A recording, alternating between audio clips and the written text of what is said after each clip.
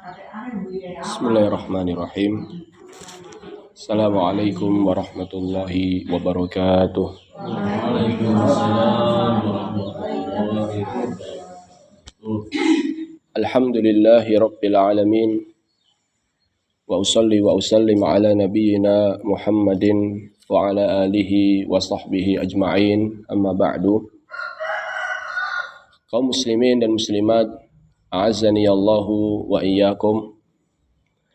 Pada kesempatan pagi yang berbahagia ini, marilah kita senantiasa bersyukur kepada Allah Azza wa Jal atas limpahan nikmat yang Allah Ta'ala berikan kepada kita, sehingga pada kesempatan pagi hari ini, dengan nikmat dan karunia dari Allah Ta'ala, kita bisa kembali membaca hadis-hadis Nabi Sallallahu Alaihi Wasallam. Kita berdoa kepada Allah Ta'ala, semoga kita termasuk orang-orang yang disabdakan oleh Nabi Sallallahu Alaihi Wasallam, man ghada ilal masjid la yuridu illa an yata'allama khairan aw yu'allimah. Siapa saja yang pergi ke masjid tidak ada keinginan kecuali untuk belajar atau mengajarkan kebaikan, kana lahu ka ajri hajin, maka baginya pahala seperti pahala haji. Amin Allahumma amin. Salawat beriring salam semoga senantiasa tercurahkan kepada Nabi kita Muhammad Sallallahu Alaihi Wasallam, para keluarga beliau, para sahabat-sahabat beliau, serta orang-orang yang senantiasa setia mengikuti jejak beliau hingga hari akhir kelak. Pada kesempatan kali ini kita masih membahas hadis-hadis terkait sholat berjamaah. An Abi Hurairah radhiyallahu taala anhu qala, dari Abu Hurairah semoga Allah taala meridhoinya, ia berkata, qala Rasulullah sallallahu alaihi wasallam, Rasulullah sallallahu alaihi wasallam bersabda, salatul rajuli fi jama'atin tudha'afu ala salatihi fi baitihi wa fi suqihi 25 dha'fa. Kata Nabi Shallallahu Alaihi Wasallam, salat berjamaah itu pahalanya lebih besar daripada salat di rumah, salat di pasar, 25 dhi'fa, 25 kali lipat. Wadzalika, hal itu, annahu idza tawaddo'a fa ahsanal wudu. Hal itu didapat apabila dia berwudu kemudian memperbagus wudunya. Artinya berwudu sesuai dengan yang dicontohkan oleh Nabi Shallallahu Alaihi Wasallam. Thumma kharaja ilal masjid. Kemudian dia pergi menuju masjid. La yukhrijuhu illa shalah. Tidak ada yang mendorong dia ke masjid kecuali untuk menjalankan sholat. Jadi untuk mendapatkan 25 kali lipat tersebut, di antara caranya adalah dia berwudu dengan wudu yang baik, dengan wudu yang sesuai dengan contoh Nabi Shallallahu Alaihi Wasallam. Kemudian dia ke masjid tidak ada niat kecuali untuk menjalankan sholat. Kemudian kata Nabi Shallallahu Alaihi Wasallam, lam yakhtu khutwatan illa rufi'at lahu biha darajah. Tidaklah ia melangkah kecuali langkahnya tersebut menjadi sebab derajatnya naik, menjadi sebab tingkatannya naik. Maka ini menunjukkan bahwasannya surga itu bertingkat-tingkat. Dan di antara yang menjadi sebab tingginya derajat seseorang di surga adalah sering pergi menuju masjid. Satu langkahnya bisa menjadi sebab tingginya derajat. Wa hutta anhu biha khati'ah, dan menjadi sebab dihapuskannya dosa. Jadi ada yang mengatakan satu langkah ini kalau dia masih punya dosa, menghapuskan dosa. Tapi kalau seandainya dia nggak punya dosa, maka meninggikan derajat. Namun wallahu alam, yang lebih tepat adalah satu langkah ini dapat dua-duanya. Dapat menghapuskan dosa dan dapat juga meninggikan derajat. Maka yang menunjukkan betapa besarnya pahala berjalan menuju masjid. Fa idza shalla lam tazalil malaikatu tusalli alaihi. Ini tadi dia dari rumah menuju masjid. Ketika dia sudah sampai masjid, fa idza shalla, lam tazalil malaikatu tusalli alaih. Apabila dia salat, maka malaikat akan senantiasa bersolawat kepadanya. Bersolawat itu artinya mendoakan kebaikan untuk orang yang berada di masjid salat. Jadi malaikat bersolawat kepada orang tersebut. Madama fi musallahu, selama dia berada di masjid, selama dia berada di tempat salatnya. Ustaz berarti nggak boleh pindah-pindah Ustaz? Boleh. Jadi fi musallahu di tempat salat sini boleh pindah, mungkin depan, belakang, boleh. Yang penting dia tetap di masjid. Jadi selama dia di masjid, maka selama itu pula malaikat bersolawat kepadanya. Selama itu pula malaikat mendoakan dia. Apa doanya? Allahumma salli alaih. Ya Allah, sampaikanlah solawat untuknya. Artinya malaikat berdoa kebaikan untuknya. Allahumma gfir lahu. Ya Allah, ampunilah dosanya. Allahumma arhamhu. Ya Allah, rahmatilah dia. Siapa yang mendoakan? Malaikat. Wala yazalu fi salatin man tadaras salah. Dan dia senantiasa dihitung menjalankan salat selama dia menunggu salat. Jadi walaupun dia bukan dalam kondisi salat, tapi di duduknya dia di masjid itu dalam rangka menunggu salat, dia tetap dihitung menjalankan salat. Contoh gampangannya, ketika seseorang dia habis maghrib di masjid, dia nunggu salat isya, maka dari habis maghrib sampai isya, walaupun dia tidak sholat, tetap dihitung pahala apa? Sholat. Rawahul Bukhari dan Muslim. Hadis riwayat Bukhari dan Muslim. Kaum muslimin dan muslimat, rahimani wa rahimakumullahu ta'ala. Hadis ini adalah hadis yang sangat agung yang menjelaskan akan betapa besarnya pahala seseorang yang menjaga sholat jamaah. Di sini Nabi SAW mengatakan sholat jamaah itu pahalanya 25 kali lipat. Ini hadis Abu Hurairah.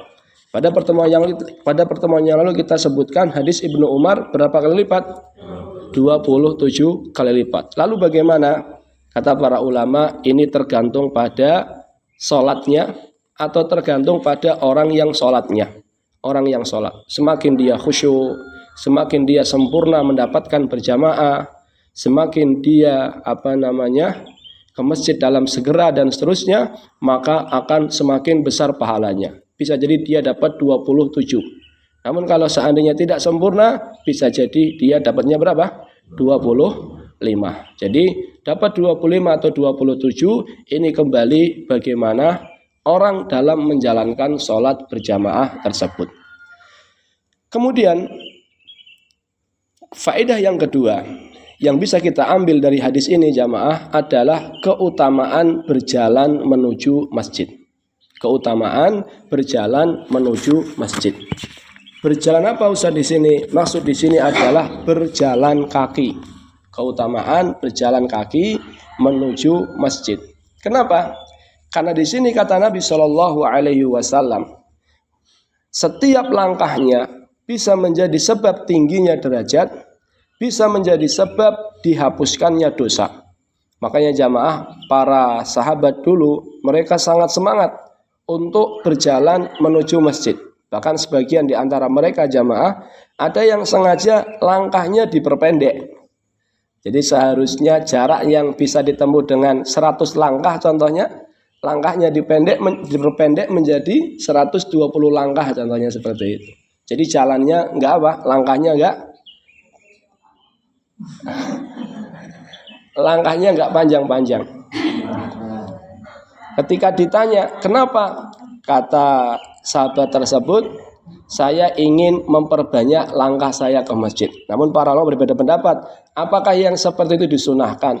Artinya langkahnya dipendek-pendekin, apakah disunahkan?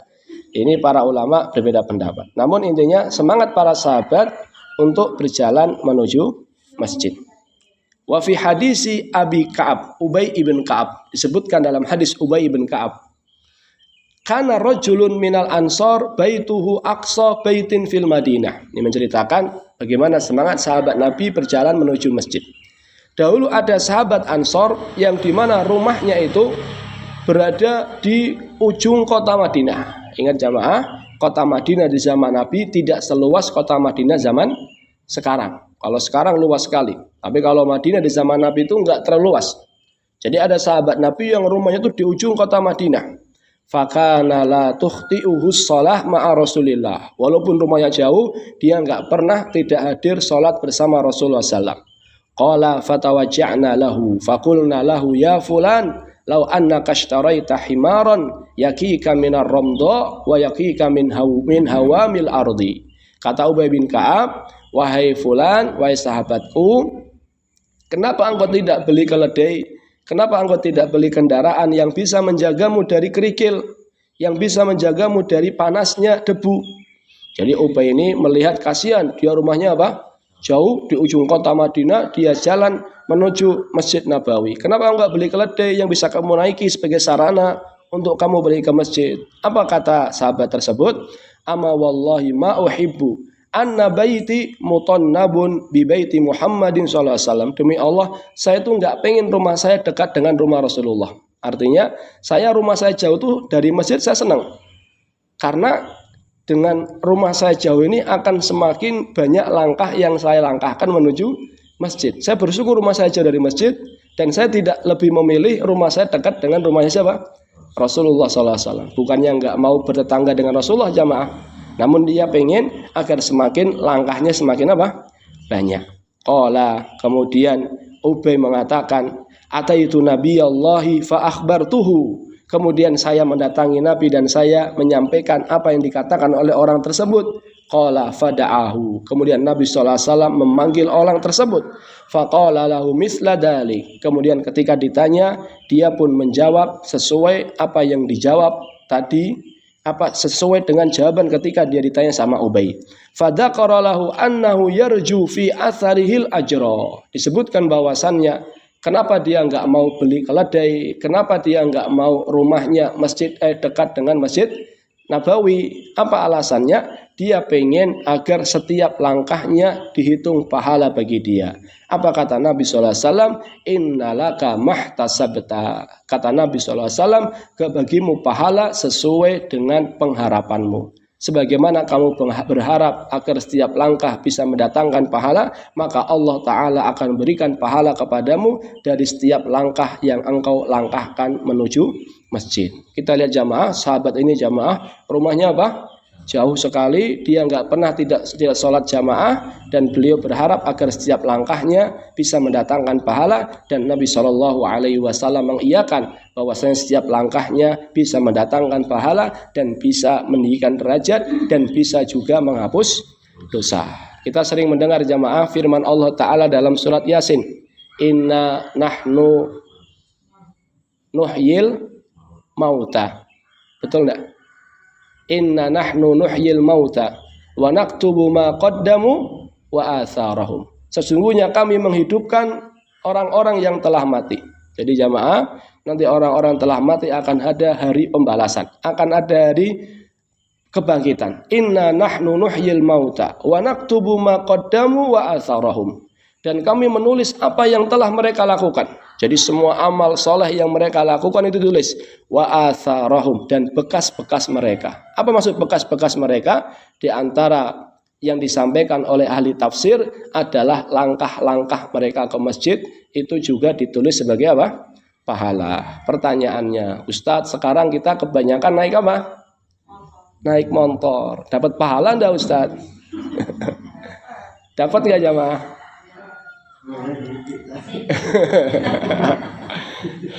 Jawabannya adalah, kata para ulama, dan ini yang dijawab oleh Lajnah Daimah, jawabannya tetap dapat. Dan semoga apa yang kita keluarkan dari harta untuk beli bensin itu bernilai pahala di sisi Allah Ta'ala. Jadi tetap dapat pahala. Dan apa yang kita keluarkan dari harta untuk beli bensin, insya Allah dicatat sebagai pahala. Hanya saja tetap berjalan lebih apa? Afdol. Makanya harus kita pikirkan nih jamaah, kapan ada kesempatan masa 5 waktu naik motor terus ya? Saya dulu pernah nyoba subuh jalan kaki tapi tidak istiqomah. Ya.